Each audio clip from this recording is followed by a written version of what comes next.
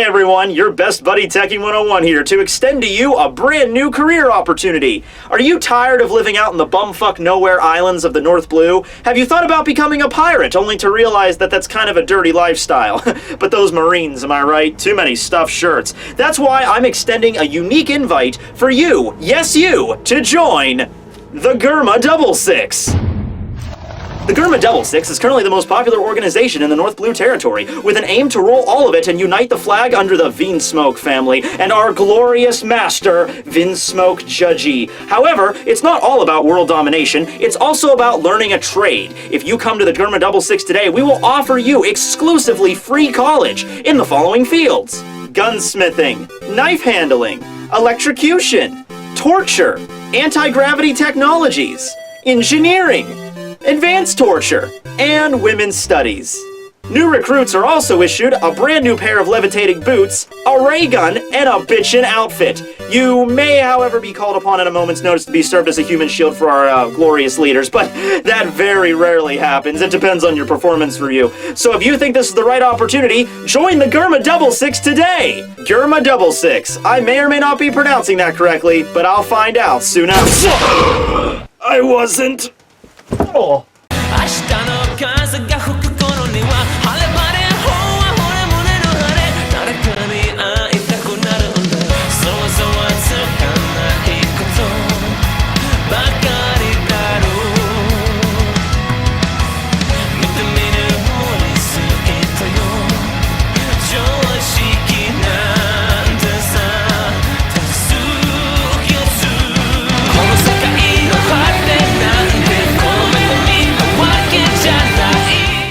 Hey everybody, Tekking101 here to review One Piece Chapter 856, titled Liar. Ooh, intense. So, relatively short chapter, as with last week. Part of it's just kind of getting everybody, caught up on what's going on, and then moving on to the event of the Tea Party, which is probably going to happen in the next few chapters. However, there are a few interesting things to note here. So, we start off in the Mirror World, where actually we find out that, of course, Chopper got separated before Nami and Luffy ran across Sanji, when he was being transported. Chopper and Carrot got kidnapped in the Seducing Woods. So Chopper actually has no idea that Sanji and Luffy got into a fight, so Nami breaks that news to him right now, so he begins to immediately start bawling his eyes out like, oh my god, no! Jinbei also brings up here that the wedding ceremony tomorrow is not going to be an actual ceremony, it's going to be a massive bloodbath. I'm a little bit confused by this because I'm interested exactly in what Pudding told Nami and Luffy when they were captured, because I don't think she gave the same. She obviously couldn't have, because she was only able to speak a few words to Luffy and Nami. Meanwhile, she kind of spilled her entire plan in front of Reiju like a fucking idiot. But yeah, Jinbei brings up like, oh, it's not going to be a ceremony. It's going to be something else altogether. It's going to be a bloodbath essentially. And it's funny because wouldn't Nami already know about that? Because didn't Pudding tell them that? Oh yeah, when I'm going to shoot Sanji tomorrow at the wedding ceremony. So they could probably have clicked that together. But maybe they weren't aware that it was part of like some huge plot to take out the Vinsmoke family. Perhaps Pudding just told Nami and Luffy like, I'm gonna shoot Sanji tomorrow. Fuck you, bye. And then that was all that was, and now they're actually understanding what the big event is going to be tomorrow here. And they also bring up Pekoms. Now remember, Pekoms was with them up until Cacao Island, when apparently he got kidnapped by Beijay, and they left that little note on the Sunny like, turn back now, terrible things are happening here. And then last time we saw Pekoms, he was about to be thrown off of a cliff by Beijay. In fact, he did get thrown off the cliff. I believe he got shot and got thrown off the cliff, and then we just hear a splash below. Now remember, Pekoms is a devil fruit user. He ate the Kame Kame no Mi. He's a turtle. I can't say turtle man, more like turtle lion. Lion turtle? Avatar: The Last Airbender reference. But no, yeah, we didn't really know what happened to him, but here it's implied that Pekoms is actually alive and well. Jinbei mentions, he was about to meet certain doom through a certain plot that he was part of. If we had not noticed this, he would have been dead by now. And then you see Pedro there, just kind of speechless, and he's also like, like the little question marks, just like, what? What's going on here? So I have a few options on what's going to happen here with Pekoms. Number one, he's still alive. It's confirmed he's still alive, okay? So my first option here is Jinbei's a fish man, right? So it would have been really, you know, it was really scary at first when we saw Pekoms fall off that cliff into the ocean, like, oh shit!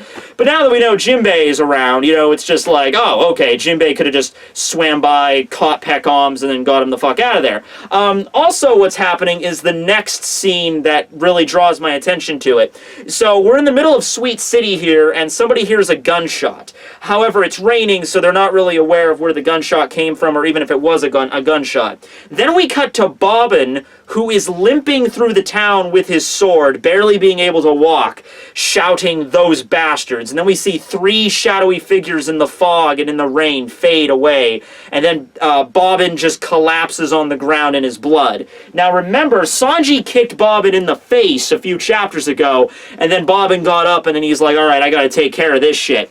That is not the same injury here. It's very clearly that he was shot while he was out looking for Sanji, and then he collapsed. I wonder who could have done that. And I'll admit, I was stumped for a little bit there. I'm seeing these three shadowy figures in the fog, and I'm like, who the hell could have those guys been? I thought it might have been the Vinsmokes at first, but no, that's not them. We see them later in the chapter. So I think the one and only opportunity, the only one and only option here, and the fact that it was just kind of something was brought up, you know, earlier, it's Beijay. It's Beijay and the Fire Tank Pirates. I think it has to be them. I can't think of anybody else that would just, any group of people that would just show up, you know, armed with guns and then shoot Bobbin. Now, why would Beijay do this? Isn't he allied with the fucking Big Mom Pirates? Yeah, he is, but we all also know how Beijay is. He's a fucking gangsta in every sense of the word, so it would make perfect sense for him to try to pull a double cross, right? I think it would anyway, and I really can't think of anybody else it could have been. And it might not have anything to do with Sanji and the Straw Hats or anything like that. It might be part of Beijay's own plan. I don't know. But I really can't think of anybody else that it could have been that just had a if it was one person, it would be more confusing, but it was like a group of people showed up, shot Bobbin in the streets, and just kind of left him to die. So yeah, honestly, Bobbin, you can die, I guess. There's really not... No, I thought you were going to be more epic than you were, but your bounty's 105.5 million? I mean, come on, bro. That's weak sauce. Okay, that's like Luffy Alabasta level. Come on now. You could die in a puddle of your own blood. So we cut over to the 6th floor of the Bomb guest room. This is where the Vinsmoke family, at least Judgy, as well as Niji and Ichiji and Yonji are hanging out. All the boys there are in this room just basically drinking themselves under the table. We also have the bar maidens there. Last chapter, we got Big Mom mentioned, at least a few chapters ago, Big Mom mentioned that I sent the bar maidens to their room to get them plastered. She also gave rules, you know, don't let them leave their room, don't let them contact anyone. So the barmaids all pass out, and they're just like, damn, girls can't handle them. However, they bring up Nami here. They're like, oh, that Nami, man, she's a firecracker. I bet I'd drink with her every day. She's totally my type, you know. So they're just going on and on about that. Judgy says, oh, we're gonna put the drinking to a rest here, guys. We got a party tomorrow night, right? And he goes on this spiel about how, oh, with Big Mom on our side, with us being able to use Big Mom's Jolly Roger, we'll finally be able to conquer the Northern Seas. Yeah, okay. So I'm just sitting here thinking about this for a moment, and I'm thinking, Judgy, what was your problem with not conquering the Northern Seas before this?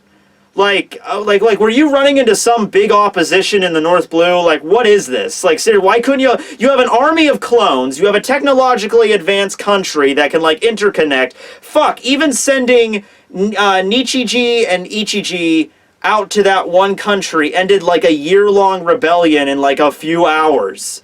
What is the problem here? Is there some part of the North Blue that is just, like, maybe it's part of the Revolutionary Army that's giving you trouble? Like, what is the big opposition here? Now, we've always heard that the East Blue is known as the weakest of the four seas. I always like to think that the North Blue is supposed to be the strongest.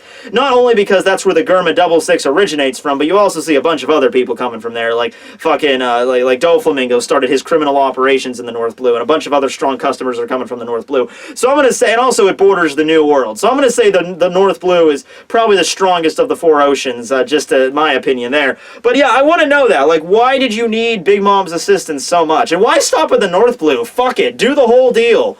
You have the resources and the advanced tech to do it. I just don't understand why you're running into problems here. Anyway, to close us out here, the three brothers all say, oh man, this all worked out perfectly. I guess we gotta thank Sanji for his contributions, because, you know, without Sanji, they wouldn't have had this opportunity. Wait, why couldn't just one of them married Pudding?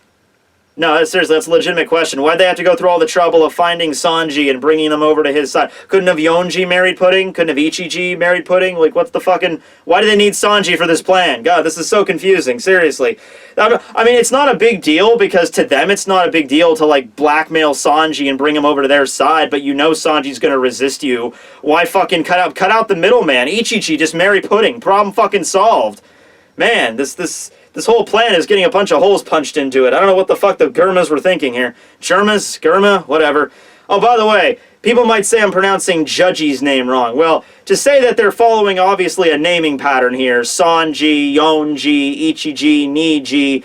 It's also romanticized as Judgy. So there you go. I guess it's pronounced Judge in the English, but I mean, come on. It's following a naming scheme here. I'm going with it. That's what Oda does. Okay, so we get a scene where everybody's just kind of hitting the hay. Everyone's sleeping now. We're just kind of moving through the night. We see Big Mom still asleep. We see Judgy's now asleep. Reiju still awake, though. And then we cut to the outskirts of the town where Sanji met Luffy. Now, Luffy's all shriveled up, emaciated. You know, he can barely move. You know, he took out a bunch of guys, and he's just standing on the side of the mountain waiting for Sanji to show up. Sanji does show up, and it's a moment that pretty much mirrors exactly what happened to his mother, Sora. And I missed this in the last chapter, but there were similarities there, too. Like, I mentioned what the point of Sanji running through the streets with the dog chasing him, and, like, why they have to include that in there. That's calling back a scene with when he was a child and taking food over to his mother, who was in the infirmary. So it's basically a perfect parallel here, even down to the food being ruined, of course, because it was, like, dragged through the rain, and Bobbin was eating it, and the dog was chewing it up, so, you know, the rain and everything, it's all ruined food. But Sanji doesn't, I mean, Luffy doesn't care. He just starts chowing down, and it revitalizes him a little bit, and then Sanji's just kind of staring at him, just like, you know, really seriously. And then Sanji's, you know, sits down with this solemn look. It's not like a perfect reunion. It's not like, Luffy, I've brought you food, and now we shall get out of here. We shall find Nami, Brook, and Chopper, and we shall escape on the Thousand Sunny. No, Sanji is still very conflicted about what the fuck to do here. But yeah, after Luffy's done eating, Sanji's just like, alright, you're done. Now, you ate, I fulfilled my promise, now get the fuck out of here. Of course, Luffy's like, wait, what? What are you talking about, Sanji? Sanji's like, alright, listen, I'll break this down for you. I know you're a little bit thick-headed, okay. There are 3 reasons why I can't go with you. Number 1, I beat the shit out of you. I mean, you're my captain, you're supposed to be my leader, and I kicked you in the face with a superheated foot. So that's kind of a big deal. Number 2, the people that saved me, both you and my Gramps, Zeph from the Baratier, they're at risk now too. And number 3, my whole freaking family is about to be framed by Big Mom and shot in cold blood in a few hours. Now, I would be wondering at first why you're putting this as a reason, Sanji, because apparently you don't give 2 shits and a fuck about him. You didn't even mention him this entire fucking story. But he does bring up, you know, I have no obligation towards them, obviously, and they're rotten to the core, but I just don't have it in me to let them die off either. Now, this actually mirrors what his dad did. Remember when Judgy decided to, like, imprison him in the dungeon, and he's like, I just didn't have it in me to kill you. You're just family. I couldn't do it. Which, okay, whatever. So you have okay, so basically the Vinsmoke, his dad has, like, absolutely, like, 99% no morals, but that 1% just wouldn't let him do it. Sanji kind of has the same thing. He's just like, they're all rotten, but they don't deserve to die either. Personally, from the shit I've seen, most of them do deserve to die. I mean, most of them are clones anyway. What does it matter? Your dad and your brothers can go fuck off. What are you worried about, Reiju? Okay, Reiju's cool. You probably don't want to see her get a candy coated around right in the fucking forehead. You know what? Fuck it. Bring along Reiju. Let's just add, like, 3 new members of the Straw Hat Pirates this arc. It's cool. When was the last time we added a crew member? What, Brook? When was that? Like 8 years ago? Fuck it. Let's add Reiju and Carrot and Jinbei. 3 new members after Totland, 2 of which are females. I don't care if Carrot's a furry. It's all cool to me. You won't see me complaining. That's all I'm saying. Here's a perfect plan, Sanji. Let them all else fucking die in a ditch somewhere. It's fine. They would spare you given the same situation. You know, they would be cool if they wouldn't just leave you to die. I mean, really. But anyway, Sanji gives his 3 reasons, and he's like, now you understand, Luffy, now you can get out of here. And then Luffy, of course, just punches him upside the fucking face because he's being sort of ridiculous. And Luffy's just like, tell me the damn truth! The whole truth and nothing but the truth! Oh shit, more meat. Oh, nom, nom, nom. And so, of course, we have flashbacks to all the times that Sanji spent on the Thousand Sun. And then he remembers, of course, his dad and Big Mom and the oppression that they're laying down on him. And he just starts bawling, which is appropriate given the fucking circumstances. He's had a lot of shit to deal with this past year. And Sanji, he's just like, oh my god, okay, I'm tired of this shit, Luffy. Fucking obese woman with magical creatures all over the place. Fucking candy and soups talking to me. I don't know what the fuck. I was gonna bang this hot girl, but she turned out to have a third eye and wants to kill me and is a fucking sociopath. My brothers are picking on me and electrocuting me and beating me up. Can we just get the fuck out of here and go to the sunny? I just want to go home. So it's the closing day at the amusement park. Sanji he's tired. He just wants to leave. At least he's finally being true to his feelings in front of Luffy here. And he still says though, you know, I can't find the strength to run away from here. All the stuff that ties me down. And then the fact that I'm being tied down by these people that I don't even consider them family. And the fact that they're tying me down here is driving me fucking insane, but I just don't have the strength in me to go. And then Luffy's just like, Luffy comes up with a brilliant idea here. He's just like, wait, I mean, that's just you, right? I mean, it's just you can't find the strength to leave because it's just you. Okay, well then, we're here for you. We're your friends. Let's wreck that wedding together. Let's kick the shit out of Big Mom and all the things that are causing you problems, and let's work together and let's get the fuck out of here. And that's Luffy, man. That's the great thing about him, man. I mean, I mentioned this earlier, but I mean, come on. Come on. It's always such a relief, no matter how much of a deep hole you dig yourself into, and Sanji is in a pretty deep one right now. It's like you're never going to tell Luffy the situation, and Luffy's going to be like, oh shit. You're right. Oh, man, you are in deep shit here. I don't know what we're gonna do, Sanji. Oh, man. No, Luffy's just really like, he's like always positive. He's always optimistic in these situations. Even in situations where you think optimism is kind of useless and they really are fucked up the wall, it's still good to have that message to you where Sanji's like crying. He's like, I don't know what to do, Luffy. And Luffy's just like, we can do this. We're your friends. We got this, bro. It's fine. It's cool. We'll wreck a wedding. We'll take out a Yonko and a leader of a giant criminal Nazi organization. It's cool. I'm Monkey D. Luffy. We got Nakama powers and not in the shitty fairy tale way. So, yeah, and let's cap this whole thing off with a fucking break next week. Isn't that fucking lovely? Oh, man. Okay. Well, I hope you guys enjoyed this chapter review. It's been a pretty delayed. I'm sorry. It's kind of a good thing. I wish we actually had the break this week because that would have actually saved me a lot of trouble. But no, we had to wait 2 weeks now, so for that. But I hope you guys enjoyed this review and let me know below on what you think about how the wedding's going to go. If the wedding's going to start up next chapter or we're going to have a few more buffers to figure all this shit out. Who do you think shot Bobbin?